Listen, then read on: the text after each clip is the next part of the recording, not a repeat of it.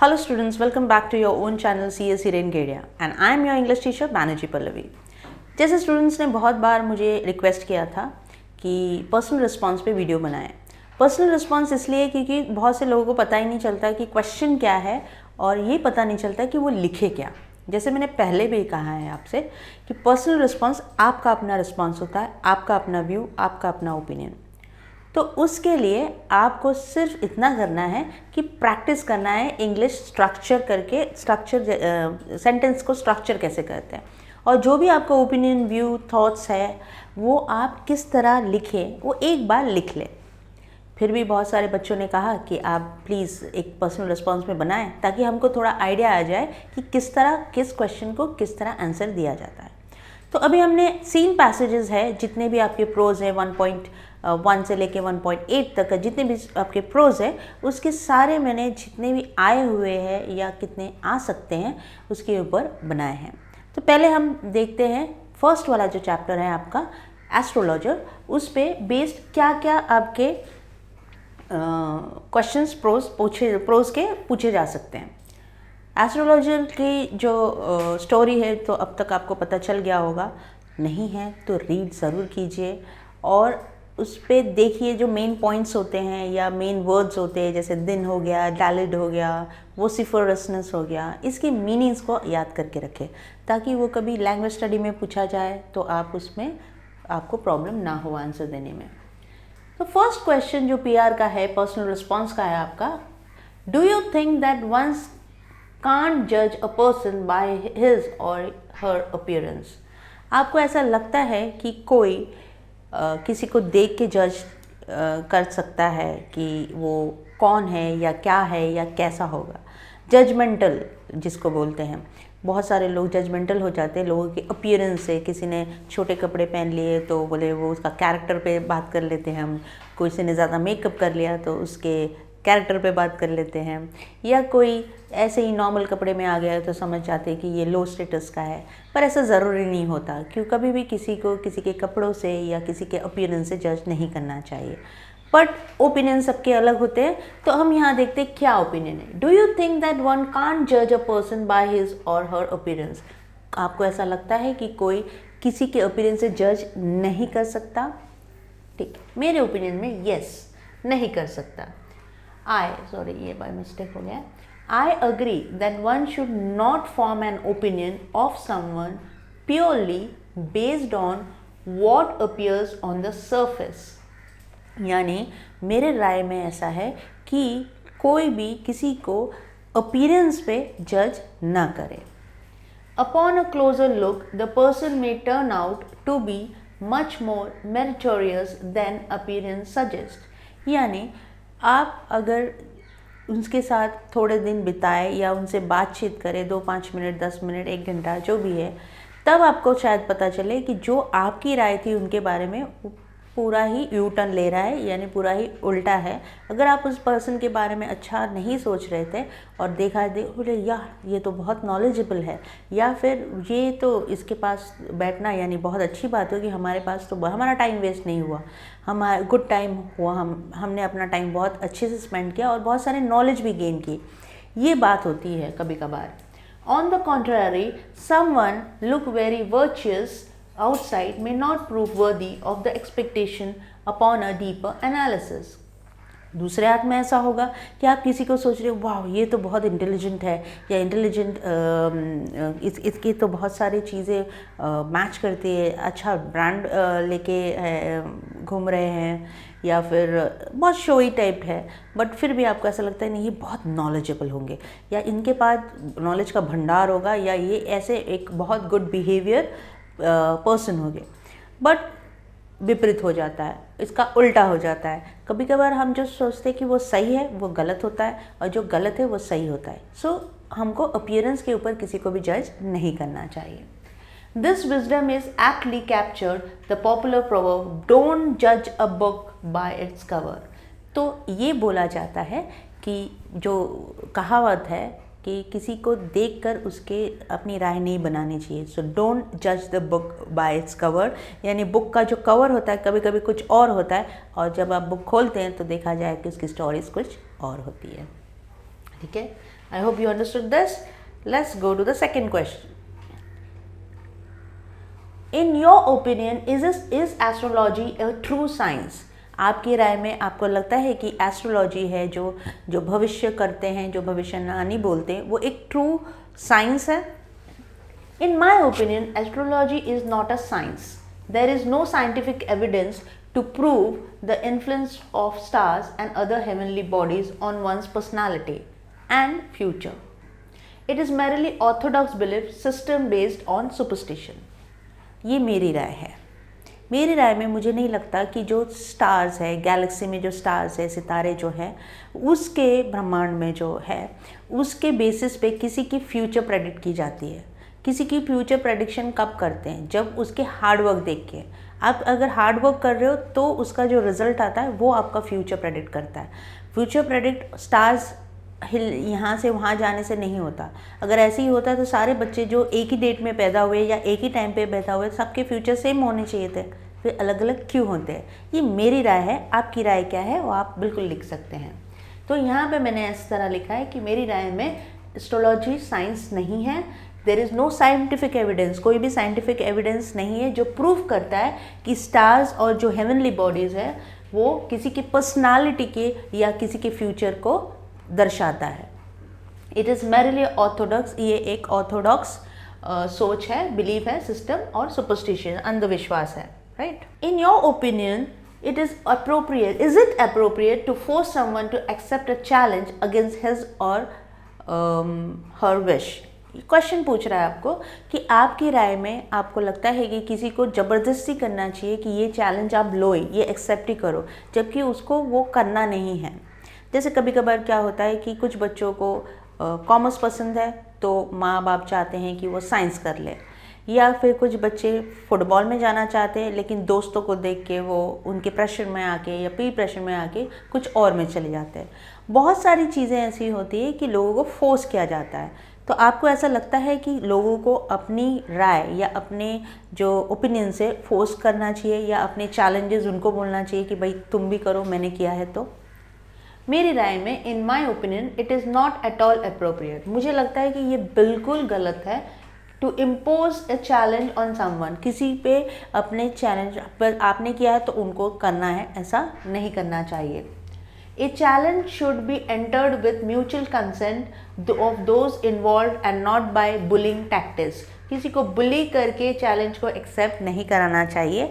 हमेशा अपने विल में, मतलब वो चाहते हैं तो वो करें उसमें, क्योंकि उसमें ऑफिस अगर आप ज़बरदस्ती कोई काम करते तो वो काम रिज़ल्ट अच्छा नहीं होता. अगर आप अपने मन से करते हो तो वो रिज़ल्ट बिल्कुल अच्छा होता है. No one has the right to impose one's will on the other without his or her agreement on the matter involved. किसी भी को भी अपने राय किसी पे इम्पोज करने का कोई हक नहीं होता जब तक वो खुद नहीं चाहते ये करने के लिए. किसी के अपना विल किसी और पे आप नहीं थोप सकते हो. A forced challenge can negatively impact the moral and mental balance of the person in question and is hence not a healthy situation to be in. यानी अगर आपने ज़बरदस्ती किसी को कहा है कि ये करो, आपके लिए अच्छा है, जबकि वो खुद करना नहीं चाहता, तो क्या होता है, कभी कभी वो नेगेटिव इम्पैक्ट हो जाता है. बहुत सारे बच्चों के साथ ऐसा होता है कि उनके पेरेंट्स को लगता है कि बच्चा 90% स्कोरर है या 90 से ज़्यादा % स्कोरर है तो उसको साइंस में जाना चाहिए या इंजीनियरिंग करना चाहिए. लेकिन एंड ऑफ द डे बच्चे चाहते हैं कि वो कुछ ऐसा करे जो ईजी वे है या उसमें वो खुश रहे, तो वो बच्चा वो करना चाहता है. पर and of the day Pir pressure, parental pressure की वजह से वो क्या करता है, वो कर तो लेता है पर उसमें अव्वल नहीं हो पाता. तो ऐसा नहीं होना चाहिए. हर किसी को स्पेस या अपनी विल से कुछ काम करना देना चाहिए. इसका मतलब ये नहीं कि आप पेरेंट्स की बात को एकदम से नेगलेक्ट करें, क्योंकि कुछ बच्चे फोर्सफुली ये काम करते कि नहीं हमें ये नहीं करना है, जबकि वो गुड एट होते, उनको नहीं समझ में आता वो. नेक्स्ट हम देखते हैं नया क्वेश्चन आपका. In your opinion was it right for the astrologer to hide his own identity from the unsuspecting stranger? यानी आपके ओपिनियन में आपको लगता है कि एस्ट्रोलॉजर ने अपने आप को भेस बदल के छुपाया स्ट्रेंजर्स से, या उसने उन्हें सही किया या गलत किया? The astrologer knew that the stranger was on look out for the man who had attempted to kill him in many years ago. Astrologer को ये बात बहुत अच्छे से पता था, कि पंडित को बहुत अच्छे से पता था कि वो जो आया है आदमी वो वही आदमी है जिसको इन्होंने मारने की कोशिश की थी, या इनको लगा था कि वो ऑलरेडी मर चुका है। So that he could seek revenge. वो जो बंदा आया था, जो एस्ट्रोलॉजर से मिलने जो स्ट्रेंजर आया था, गुरु नानक, वो क्यों? क्योंकि उनको पता था ना कि किसी ने उसको मारने की कोशिश की है, वो रिवेंज लेने के लिए उसे ढूंढ रहा था। Had the astrologer bared his true identity to the stranger, he would have instantly met with death in the latter's hand. अगर एस्ट्रोलॉजर ने उस स्ट्रेंजर को अपने बारे में बता दिया होता तो बिल्कुल वो स्ट्रेंजर उसे जान से मार देता। This would have worsened the matters. ये बहुत खराब हो जाता। Since the astrologer had his wife and daughter to look after. अगर एस्ट्रोलॉजर को कुछ हो जाता तो उसकी वाइफ और डॉटर तो बेचारे वो क्या करते, क्योंकि वो तो काम नहीं करते, वाइफ को बेचारी को पता भी नहीं चलता कि उसके साथ क्या हुआ है। Therefore, I think that the astrologer was right in hiding his own identity from the unsuspecting stranger. इसलिए मुझे लगता है कि एस्ट्रोलॉजर ने अपनी जो असलियत है वो छुपाई तो सही किया, क्योंकि अभी इतने सालों बाद अब वो कुछ नहीं कर सकता था, क्योंकि सामने तो इंसान जिंदा है, तो उसका वो गिल्ट तो चला गया कि चलो वो जिसको वो सोच रहा था कि उसने मार दिया वो तो जिंदा है। तो अभी वो अगर उसको नहीं भी बताए कि मैं वही आदमी हूँ जिन्होंने आपको मारने की कोशिश की, तो उससे कुछ फ़र्क नहीं पड़ेगा। लेकिन अगर वो बता देता तो उससे उसकी वाइफ और उसकी डॉटर को परेशानी बिल्कुल होती, क्योंकि अगर ये इसकी डेथ हो जाती तो उनको कौन देखता, राइट? तो मेरे ख्याल से उन्होंने जो छुपाया वो सही था। That's not an offence. Next, in your opinion, who manages to win the sympathy of the reader in the end, the liftman or the passenger? ये जो 1 to 4 क्वेश्चन था वो आपका एस्ट्रोलॉजर वाला था। अब ये ऑन सेइंग प्लीज वाला क्वेश्चन है। तो ऑन सेइंग प्लीज जो स्टोरी है वो आपको अच्छे से पता होगा, नहीं होगा तो प्लीज़ रीड कर लीजिए इस बुक को। बहुत ही अच्छी स्टोरी है ऑन सेइंग प्लीज, जो कहते हैं कि अगर आप प्लीज़, सॉरी, थैंक यू बोलते हैं तो आपकी लाइफ में कैसे चेंजेस आती हैं। So in your opinion, who manages to win the sympathy of the reader in the end, the lift or the passenger? तो आपकी राय में क्या है, लिफ्टमैन सिंपैथी के लायक है या पैसेंजर सिंपैथी के लायक है? आपकी सिंपैथी किसके प्रति है, लिफ्टमैन के या पैसेंजर के? चलिए देखते हैं। मेरे ओपिनियन में, in my view, the liftman's offensive behavior towards the passenger is certainly condemnable, and he got the due punishment by being fined in the court. तो कंडेमेबल है क्योंकि उन्होंने काम ही ऐसा किया, उसने धक्का मार के उसको बाहर निकाल दिया, तो उसको ऑलरेडी फाइन हो गया था कोर्ट में उसको पनिशमेंट दे दिया था और उससे जो पेनल्टी है वो ले लिया था। However the passenger can't be given a clean chit, लेकिन पैसेंजर को भी क्लीन चिट दिया नहीं जा सकता। ऑफ कोर्स लिफ्टमैन ने गलती की, उसको धक्का मार के नहीं निकालना चाहिए, सिर्फ प्लीज़ नहीं बोला तो क्या ज़रूरी नहीं है हर किसी के पास वो कल्चर हो, right? The passenger had just because he was given a favorable verdict, क्योंकि कोर्ट ऑफ लॉ ने उसको उसके साइड से बोला, पैसेंजर के साइड से, और इसको पनिशमेंट दिया, पेनल्टी भरवाया इससे कोर्ट ने, तो इसका मतलब ये नहीं कि पैसेंजर राइट है या वो करेक्ट है या उसने सही किया है। The passenger had committed a moral offense too, which did not carry any legal punishment but ended up lacerating the self-respect of the liftman. यानी जो पैसेंजर ने किया है, प्लीज़ नहीं बोलना, ये लीगल ऑफेंस नहीं होता, क्योंकि लीगल ऑफेंस तो आप किसी को पुश करते हो या अब्यूज़ करते हो तो वो लीगल ऑफेंस होता है। अगर आप हैंड यूज़ होता है, आपका हैंड बॉडी यूज़ होता है, तो वर्बली बोलते हो तो उसका कोई नहीं होता, लॉ कोर्ट ऑफ लॉ में कुछ है नहीं, राइट? अब हुआ, he should have realized the dignity of labor involved in the liftman's job and requested him politely and hence avoided his outrage. Hence, at the end, my sympathy lies with the liftman. मुझे ऐसा लगता है कि liftman के साथ जो हुआ वो गलत हुआ, क्योंकि अगर पैसेंजर थोड़ा सा पोलाइट वे में बोल देता, जस्ट बिकॉज वो एक लिफ्टमैन है तो आप उसको प्लीज़ नहीं बोलोगे, थैंक यू नहीं बोलोगे, ये तो आपका कल्चर नहीं हुआ ना। अगर आप चाहते हो कि आप एक वेल बिहेव्ड इंसान कहलाओ या कल्चर्ड इंसान कहलाओ, तो हमेशा अपने से छोटे लोग हो, चाहे वो रिक्शा वाले हो, टैक्सी हो, ओला हो, या फिर एक वेजिटेबल वेंडर हो, या कोई भी ऐसे हो जो आपको गुड्स एंड सर्विसेज करते हैं या कोई भी चीज़ हेल्प करते, उसको थैंक यू बोलना इंपॉर्टेंट होता है। इससे आपका कल्चर दिखता है, इससे आपको पता चलता है कि आप कितने अच्छे इंसान हैं और कितने लोगों से कंसिडरेबल है। यहाँ पे लिफ्ट मैन ने जो किया ठीक है, उसने गलती किया, लेकिन जो पैसेंजर है उसकी भी गलती थी। अगर आप आए हो तो एक पोलाइट में प्लीज़ बोलने में कुछ चला नहीं जाता। उसने क्यों नहीं बोला? क्योंकि वो एक छोटे ओहदे पे था, लिफ्ट मैन एक छोटे ओहदे पे होते, तो ये एक बहुत गलत है। तो मेरे राय में ये बिल्कुल गलत है, क्योंकि मैं हमेशा बोलती हूँ कि thank you, please, sorry makes a difference. Next, the service of the police is necessary for the implementation of law in our society. Do you think you require this service for good social environment? Discuss. यानी जो service है police के, जो वो necessary है कि हमारे society के लिए, क्या ज़रूरी है हमें पुलिस प्रोटेक्शन या पुलिस लॉ की ज़रूरत है क्या? आपकी राय में क्या है? ये सोशल एनवायरनमेंट में इम्पॉर्टेंट है क्या? तो आप डिस्कस करें। अब मैं अपनी राय बताती हूँ, आप अपनी राय लिखिए, पर मेक श्योर कि आप प्रैक्टिस कीजिए, क्योंकि लिखना पेपर इंग्लिश में है, तो इंग्लिश में प्रैक्टिस कीजिए, इंग्लिश में लिखिए। कि इतना ज़्यादा आप हिंदी में प्रैक्टिस करोगे तो पेपर तो आपको इंग्लिश में लिखना है। कोई भी नेटिव लैंग्वेज में प्रैक्टिस करने से वो लैंग्वेज का पेपर नहीं लिख पाओगे। यानी हम जैसे लोग अगर हिंदी का पेपर लिखने जाए तो बिल्कुल फेल हो जाएंगे, क्योंकि हम प्रैक्टिस तो इंग्लिश में कर रहे हैं, राइट? तो उसी तरह आपको भी इंग्लिश में प्रैक्टिस करना है। क्वेश्चंस पीआर ऑलरेडी दिया हुआ है, एक बार लिख लीजिए, थोड़ा बहुत मॉडिफिकेशन कर लीजिए, आपका PR ready. The answer to this question is partial. Partial यानी हाँ भी है, ना भी है। Yes, the police is necessary to enforce law in specific cases of violation of human rights that involves physical violence. बिल्कुल चाहिए पुलिस, क्योंकि जब मारा मारी होता है तो एक हम सिविलियन जाके बचा नहीं सकते। पुलिस मैन आते हैं तो लोग डर के हो जाते हैं, अलग हो जाते हैं, लॉ आ जाती है ना तो अलग हो जाते हैं, और वो थोड़ा डर भी जाते हैं कि okay we have to behave civilised, हमको इंसानियत रख के चलना चाहिए, हम ऐसे मारा मारी रास्ते पे नहीं कर सकते। So police is effective safeguarding one's life and property. तो पुलिस होती है कि किसी की लाइफ और प्रॉपर्टी को सेव करने के लिए, वो बचाने के लिए, हमारे बचाव के लिए पुलिस होती है।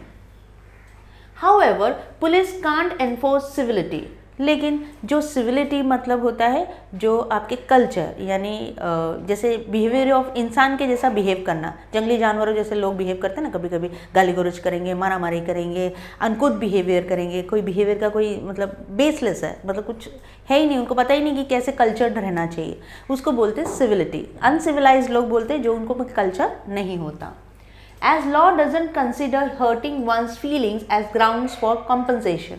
यानी कि पुलिस का ड्यूटी फिजिकल मारामारी में वो हेल्प करते हैं, सोसाइटी को संभाल के रखने में, प्रॉपर्टी को संभाल के रखने में वो हेल्प करती है। बट किसी के अंदर जो चल रहा है, जो भावनाएं, अब्यूसिव लैंग्वेज यूज़ करना या किसी के बारे में बुरा बोलना या बैड माउथिंग करना, वो पुलिस कुछ नहीं कर सकती, उसको तो चेंज नहीं कर सकती। एक जानवर को इंसान नहीं बना सकती पुलिस, राइट? जो इंसान जानवर ही रहता है उसे जानवर को इंसान कैसे बनाएगी पुलिस? उसके हाथ में वो लॉ नहीं होता। Enforcement of civility such as saying please, यानी पुलिस फोर्स नहीं कर सकती कि भाई तुम इसको प्लीज बोलो, नहीं कर सकती। थैंक यू नहीं बोल सकते। Are not subjects under police control but matters of etiquette. Please, thank you, sorry हमेशा बोलती हूँ, it's makes a difference, but police नहीं कर सकती। पुलिस आके भी नहीं बोल सकती कि आपने थैंक यू क्यों नहीं बोला, इसलिए आपको जेल हो जाएगा या आपको पनिशमेंट मिलेगा या पेनल्टी मिलेगा, सॉरी। बहुत सारी ऐसी चीज़ें जो एटिकेट्स दिखाती है, यानी आपका कल्चर दिखाती है, आपका मैनरिज्म दिखाती है। हमेशा याद रखें, आप जो भी करते हैं आपके पेरेंट्स पे आता है। अगर आप अच्छे से बिहेव करते हो लोगों से तो लोग कहते हैं कि अपब्रिंगिंग बहुत अच्छा है, यानी परवरिश बहुत अच्छा है। अगर आप कुछ भी गलत करते हो तो आपके पेरेंट्स के ऊपर जाता है, बोलते कैसे माँ बाप है, क्या शिक्षा दी है, राइट? तो हमेशा अपने पेरेंट्स की रिस्पेक्ट करें और ऐसा कोई काम ना करें जिसके बदले आपको पुलिस की ज़रूरत पड़े या फिर लोग आपको अनकल्चर्ड या अनसिविलाइज्ड बोले। तो हमेशा याद रखें, please, thank you, sorry makes a difference. Next, so इसका मेरा कहना है कि ठीक है, जब सेफ्टी एटिकेट्स नहीं है तो एक good social environment is an outcome of both safety of life and courteous behaviour. अगर आपको एक अच्छा एनवायरनमेंट चाहिए तो आप क्या करते हैं, आपको एक सेफ्टी लाइफ चाहिए रहता है, लाइफ में कोई आजू बाजू झगड़ा ना हो, गाली गलौज ना हो, ऐसा सेफ्टी एनवायरनमेंट, और कर्टियस बिहेवियर। कर्टियस बिहेवियर मतलब नम्रता से पेश आना। So it would be justified to say that police have a limited role to play in ensuring good social environment. तो ये कहना गलत नहीं होगा कि पुलिस के पास थोड़े से ही पावर होते कि अपने सोशल एनवायरनमेंट को संभाल के रखे, क्योंकि बाकी तो हमारे पे डिपेंड होता है कि हम कैसे बिहेव करते हैं अपने अपनों से या अपने इर्द गिर्द लोगों से, right. So it is like the partial yes या नो। इसलिए मैंने पहले ही कहा कि है भी और नहीं भी है, क्योंकि हमें प्रॉपर्टी, सोशल लाइफ, इसको वो संभालते हैं। लॉ के अंदर जो भी होता है वो संभालते हैं, लॉ के बाहर का वो कुछ नहीं कर सकते। Next, do you think that it is easy to be civil at all times? क्या आपको लगता है कि हमेशा नम्र व्यवहार या गुड बिहेवियर हो सकता है, हमेशा हम रह सकते हैं गुड बिहेवियर होके? Let's see. To be civil is at once easy and difficult. Again मैं वही कहूँगी, ईजी भी है और डिफ़िकल्ट भी है, क्योंकि कभी कभार लोग कोई आप पे गुस्सा कर रहा है, आप शांति से सुन रहे हो, लेकिन कोई आपको गाली गलौज बेवजह दे रहा है तो अपना सिविल तो भूल जाओगे ना, आप तो गुस्से में कुछ बोल भी दोगे, लेकिन आप किस तरह उसे बोलते हो वो भी मैटर करता है। ये नहीं कि वो सामने वाला गाली दे रहा है तो आप भी गाली दे दो, तो आप में और उसमें कोई फ़र्क नहीं रहता है। So if you want to make a difference between two people, तो आपको अपना बिहेवियर, ऑफ कोर्स आपको गुस्सा करना चाहिए, पर उसका जो तरीका है वो डिफरेंट होना चाहिए। It is easy because of our own behavior is within our control and we can always choose to be civil to others. Easy क्यों है? क्योंकि वो हमारे हाथ में, हम कैसे लोगों से बिहेव करते हैं या कैसे लोगों से पेश आते हैं, राइट। वो हमारा बिहेवियर, वो हमारे कंट्रोल में, हमारे इमोशंस, हमारे वर्ड्स, वो सब हमारे कंट्रोल में होता है। Okay, it is difficult because we have no control over others civility. Difficult इसलिए है क्योंकि दूसरों की बिहेवियर पे हमारा कोई कंट्रोल नहीं होता। अब कब कौन गाली देने लगे, कब कौन अब्यूज़ करने लगे, वो तो पता नहीं हमें। Also the fact that we interact with diverse kinds of people in our lives, यानी हम interact करते हैं बहुत से different types of people in our life. Diverse मतलब बहुत सारे different makes it further difficult to define civility in strict terms.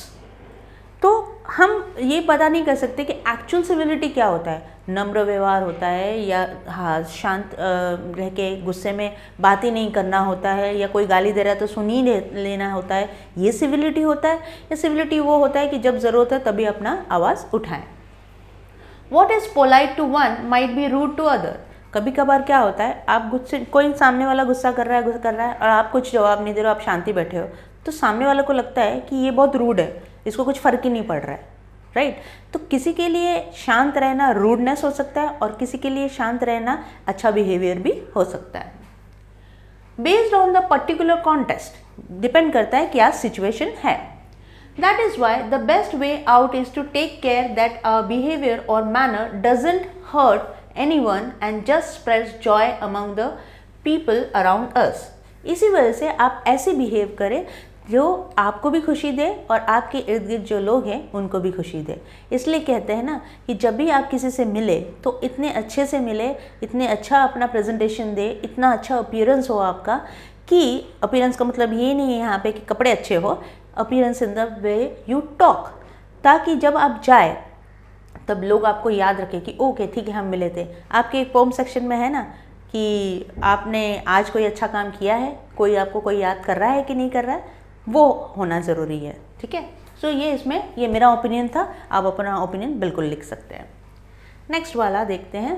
A modest calling can be made dignified by good temper and kindly feeling. Explain the statement with your choice of examples. Okay, a modest calling can be made dignified by good temper. Okay, one can carry out one's profession with great dignity irrespective of its nature. In fact, the need for good temper and kindly feeling is universally required to carry out any kind of calling. To cite some example, I know of a rickshaw driver who also ferries school children in morning and afternoon. He is very even-tempered, caring and amusing to the kids. So much so that the kids look up to having a fun time with him while on their way to and from the school. There are few others too who offer the same service at somewhat lesser charge, but parents have a special preference for this man when it comes to their kids' travel as well as their own commuting when they need to hire this rickshaw. Now ये question था कि लगता है आपको कि modest calling can be made dignified by good temper. Modest calling मतलब कि कोई चीज़ को अच्छा बोलना, modest यानी शांत, काम, कूल, एक अच्छा बिहेवियर. आपको बोला गया है कि बताए कि टेम्पर और काइंडली जो थिंग्स है मतलब काइंड बिहेवियर का एक एग्जाम्पल दीजिए. आप कोई भी एग्जाम्पल दे सकते हैं. मैंने यहाँ पे एग्जाम्पल बच्चों का दिया है, एक रिक्शा ड्राइवर का दिया है. One can carry out one's profession with great dignity. कोई भी अपना प्रोफेशन एक अच्छे डिग्निटी से प्राइड होके कैरी कर सकते हैं. इररेस्पेक्टिव ऑफ हिज नेचर, कोई भी काम हो, काम छोटा या बड़ा कोई भी हो. In fact, the need for good temper and kindly feeling is universally required. यानी जो काइंडली फीलिंग है और काइंड ये है, ये पूरे विश्व में ज़रूरत है. लोग उसी लोगों से बात करने की चाहते हैं जो बहुत काइंड हो, नम्र हो, पोलाइट हो, राइट. अब यहाँ पे एक रिक्शा ड्राइवर हैं जो हमेशा बच्चों को स्कूल में फेरीज करते हैं, मतलब to and fro, drop and pickup करते थे. और वो इतने मॉर्निंग, इवनिंग, आफ्टरनून और इतने इवन टेम्पर्ड थे, मतलब ज़्यादा चिलम चिल्ली नहीं, ज़्यादा गुस्सा नहीं. और ऑब्वियसली बच्चों को तो थोड़ा बहुत तो बोलते ही हैं लोग, लेकिन ऐसा अब्यूसिव नहीं. Amusing to the kids, kids से बहुत प्यार करते थे और वो हमेशा फन टाइम. किड्स भी उनको देख के ही बहुत खुश हो जाते थे कि आ गए हम उनको पिकअप करने, राइट. इसी वजह से, उनके नेचर की वजह से वो बहुत सारे, there are few others too who offer the same service at somewhat lesser charge. उनकी सर्विस का जो चार्ज था वो शायद दूसरे रिक्शा वालों से ज़्यादा था, फिर भी पेरेंट्स और चिल्ड्रन वो दोनों भी उनके साथ ही जाना पसंद करते थे क्योंकि उनके बिहेवियर के लिए. सो बिहेवियर मैटर्स अ लॉट. हमेशा याद रखिए आपके बिहेवियर की वजह से ही आप जाने जाओगे. Let's see the next one. Suppose you are a manager of a hotel. A poor boy has taken dinner in the hotel and then he found he has not enough money to pay the bill. Describe how will you react in the situation. ठीक है, यानी यहाँ पे ये सोपी के बारे में बात कर रहे हैं. सोपी ने जैसे एक सीन क्रिएट किया था होटल में जाने के लिए, लेकिन उसे तो कुछ नहीं किया, उन्होंने फेंक दिया बाहर. हम क्या करेंगे अगर हम होटलियर हुए, होटल के मैनेजर हुए, तो हम क्या कर सकते हैं? Being the manager of the hotel, it is my responsibility to ask the boy to pay the bill in full. जबकि मैं मैनेजर होटल की, तो मेरा फ़र्ज़ बनता है कि जो भी आए हैं वहाँ उनके जो भी सर्विस दिया होगा उसका पैसा ले, क्योंकि मैं होटल की ओनर नहीं हूँ, मैं मैनेजर हूँ, तो मुझे तो देखना पड़ेगा. But since the boy is poor and did not have enough money, I will ask the boy to do some simple chores or errands at the hotel and pay the balance due of the bill from my pocket. अब मैं बच्चे को छोड़ नहीं दूंगी. क्यों? इसका reason है. अगर मैंने छोड़ दिया उस बच्चे को तो बच्चा क्या करेगा? फिर से वही करेगा. तो मैं क्या करूँगी? मैं उसे कहूँगी कि छोटा मोटा जो काम है वो आप कर लो, करके जो भी पैसा बनेगा उतने पैसे में आप बिल का पेमेंट कर देना. ठीक है, अब आप अपने ओपिनियन बिल्कुल डाल सकते हैं. Do you think the umbrella man was telling the truth? What could be the motive behind his decision to not call the cop? ये cop and the anthem का है, cop and the anthem का story है. तो cop and the anthem में जो umbrella man वो सच बोल रहा था. What could be the motive behind his decision to not call the cop? Yes, the umbrella man was telling the truth. Of course, वो सच ही बोल रहा था कि वो उसका umbrella नहीं है करके. He must have actually picked up the umbrella at a restaurant. उन्होंने कोई एक रेस्टोरेंट से umbrella by mistake अपना समझ के उठा लिया होगा. So when Soapy asked him to call the cop, he must have thought that Soapy was trying to get him arrested for stealing his umbrella.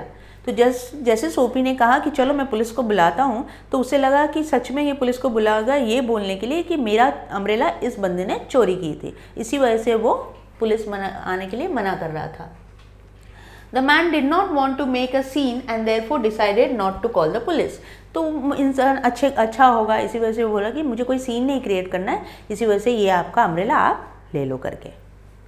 The next, describe the end of the story in your own words, यानी corp and anthem का जो and था story का वो अपने words में describe करें। Soapy stood transfixed outside the iron fence and of the church, मतलब सोच में पड़ेगा कि क्या करना है क्या नहीं करना। Thinking of turning his life around, वो सोच रहा था कि अपने लाइफ को वापस से टर्न करे, जो वो काम कर रहा था वो नहीं करे, वहाँ स्टॉप करे और पहले जैसा अच्छा काम करना शुरू करे। Just then a policeman noticed Soapy loitering outside the church and arrested him. जैसे ही वो इस बारे में सोचने लगा, तुरंत उसी दौरान एक पुलिस आके उसे पकड़ लिया, क्योंकि उसे पुलिस को लगा कि वो चर्च के इर्द गिर्द घूम रहा है, कुछ काम नहीं कर रहा है। The next morning, Soapy was sentenced to 3 months on the island by the magistrate in the police court. और दूसरे दिन सुबह ही उसको 3 महीने के लिए जेल भेज दिया गया। For loitering outside the church, church के बाहर घूमने फिर मतलब ऐसे ही बेवजह वैगाबर्न जैसे घूमना, इसी वजह से उसको पकड़ लिया। This ending is ironically because just when Soapy decided to give up trying to get arrested to go to the island, he was arrested and sent to the island. अब जब भी वो सोच रहा था कि मुझे अब अपनी लाइफ चेंज करनी है, उसी वक्त उसकी लाइफ में एक डिफरेंट चेंज ट्विस्ट आ गया। ये लाइफ की आयरनी है, आयरनी ऑफ लाइफ बोलते हैं। जब भी आप कुछ करने की कोशिश करते तो कुछ और हो जाता है, इसलिए हमेशा जब भी सोचे पॉजिटिव सोचे और हमेशा हार्ड वर्क करें, क्योंकि आप पॉजिटिव का नेगेटिव सोचने लगोगे, ऑफकोर्स वो नेगेटिव फैक्टर ही पहले, क्योंकि आप बहुत दिल से नेगेटिव सोचते हो। सोपी भी दिल से नेगेटिव करने की कोशिश कर रहा था और अचानक जब वो परिवर्तन करने गया तो एवरीथिंग वेंट हेवायर। अब आप अपना इंसिडेंट लिखे। Right an incident in which you did something wrong and repented for it later, give reason. आप ऐसा कुछ बताएं जिसमें आपको कोई ऐसा इंसिडेंट जहाँ पे आप रिग्रेट कर रहे हैं या रिपेंट कर रहे हैं या ऐसा नहीं होना चाहिए था। When I was 16, my brother and I had gone camping. हम कैंप में गए थे। However, on our way back, we got into a huge fight. हम दोनों में झगड़ा हो गया। And I decided to walk back on my own. और मैंने सोचा कि चलो भाई को पीछे छोड़ देती हूँ, मैं चली जाती हूँ आगे। This was a bad decision because I didn't have a compass with me. ये बहुत ही गलत डिसीजन था मेरा, क्योंकि मेरे पास कंपस नहीं था। मुझे ये नहीं पता था कौन सा ईस्ट है, कौन सा वेस्ट है, कौन सा नॉर्थ है या कौन सा साउथ है। My brother tried to follow me. मेरे भाई मेरे पीछे पीछे आए, but I was soon out of his sight. लेकिन मैं गुस्से में थी, इसलिए आगे आगे चले गई और वो मुझे देख नहीं पाए। As I had feared, ऐसे ही मुझे डर था, I did get lost in the forest and I had no way of contacting my brother. मैं गुस्से में आगे तो चली गई, लेकिन मुझे तो पता ही नहीं चला कि मैं कहाँ खो गई और मेरे से मेरे भाई का कॉन्टैक्ट छूट गया। As I had feared, I did get lost in the forest and had no way of contacting my brother. I tried going back. मैं पीछे जाने की भी कोशिश की, but there was no way for me to be certain that I was going in the right direction. लेकिन मुझे पता ही नहीं चल रहा था कि मैं सही डायरेक्शन में जा रही हूँ कि नहीं जा रही हूँ।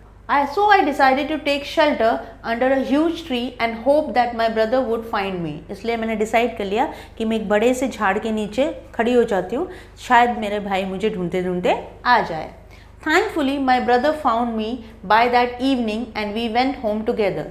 भगवान का शुक्र है कि मुझे वो ढूंढ लिए और हम दोनों फिर भाई बहन शाम को घर लौट आए। I repented my actions because by being impulsive, मेरे एक्शंस में मैं बहुत रिग्रेट कर रही थी, रिपेंट कर रही थी, क्योंकि इम्पल्सिव यानी झट से कोई भी डिसीजन ले लेना।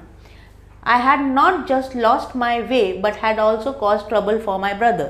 मैं अपना रास्ता तो भूल ही गई थी, बट भटक ही गई थी, बट मैं अपने भाई को भी डेंजर में ही छोड़ दिया था ना, उसे भी अकेला छोड़ दिया। हमेशा याद रखिए, जो भी आपके साथ रहे उसे उसका प्रोटेक्शन करें, ना कि उनको बीच रास्ते पे छोड़ दे। तो गुस्सा करना भी एक कंट्रोल करना आना चाहिए आपको। गुस्सा करना भी एक किस्म का ऑफेंस ही है, बट हम अपने आप खो देते हैं, गुस्सा कर लेते हैं। सो हमेशा याद रखिए कि गुस्सा ना करें। ये था कुछ आपके लेसन्स के 3 आपका कॉप एंड द एंथम हो गया, ऑन सेइंग प्लीज़ हो गया, आपका एस्ट्रोलॉजिस्ट डे हो गया। कुछ और मैं आपके लिए लेकर आती हूँ PR पर्सनल रिस्पॉन्स, जो आप बिल्कुल अपने रिस्पॉन्स को मॉडिफाई करके लिख सकते हैं, बट मेक श्योर कि आप लिखें, क्योंकि पेपर इंग्लिश में है। बार बार मैं बोल रही हूँ, आप लिखिए, जितना ज़्यादा लिखेंगे उतना ज़्यादा आपका active of writing and command जो आपका रहेगा पेन का, वो भी अच्छा रहेगा, राइटिंग भी अच्छी होगी आपकी, और आपका सोच भी इंग्लिश में बदलेगा। टिल देन, ये वीडियो का जो भी ये है, अगर आपको कोई भी डाउट्स है तो आप व्हाट्सएप मैसेज कर सकते हैं, आप कमेंट बॉक्स में कमेंट ड्रॉप कर सकते हैं। Part 2 of this video will come after this. Till then, take care, thank you.